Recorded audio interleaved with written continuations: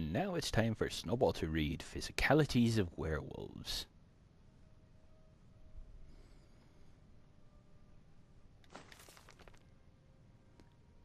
Experimentation in the Physicalities of Werewolves by Ramen Krex. Far too many books such as this one begin with some sort of justification. Some reason for study is concocted in the hopes that the writer's obsession will be seen in more noble light. I make no such pretenses. No werewolf killed my family. None ever threatened me personally, nor even an acquaintance of mine. My obsession is born out of simple curiosity, with a strong dose of hatred for the unnatural. Is it possible to hate something without having been done harm by it?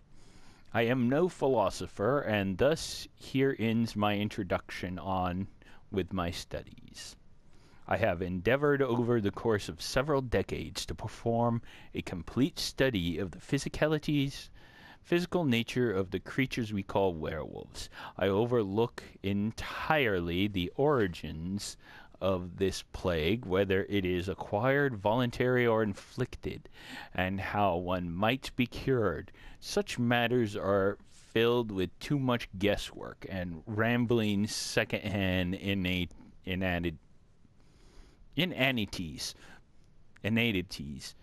from farmhands. Subject A, captured in Morrowind, while in beast form. Makeup, male, Breton in his true form. Notes, subject shows an unusually high degree of control over his transformation.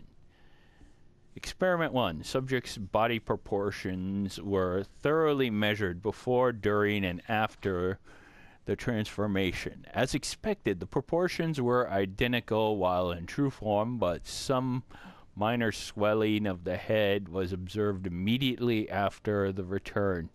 Changes observed during transformation: 23% increase in shoulder width, 17% narrowing of hips, 47% lengthening of arms, 7% increase in finger length, not accounting for claws. As for the legs, the lengthening of the foot to several times its normal length seems to account for the otherwise negligible change in the thigh region. Experiment 2. Subject was coerced into changing as rapidly and as frequently as possible at various times and at various levels of duress. Transformation times and effects were not viewed to change notably. Subject expired. Concluding tests. Subject B, captured in Cyrodiil, already imprisoned by local authorities in true form. Makeup, female Nord in her true form. Subject's large size in both true and transformed forms makes an excellent fit for vivisection. I believe I may have been the first to witness a werewolf transformation ply its effects on the internal workings of a creature. The heart is the first thing to swell, long before the lungs or bones shift to accommodate it. This may account for intense chest pains that some of the afflicted report directly before their changes. More interesting were the changes observed in the muscles of the legs. I had expected a strengthening, as the beasts are known for great power and speed, but they also seem to change color into a dusky brown. This could also be attributed to blood loss from the procedures. Before the subject expired, I worked applying some known remedies for the disease directly to the internal organ.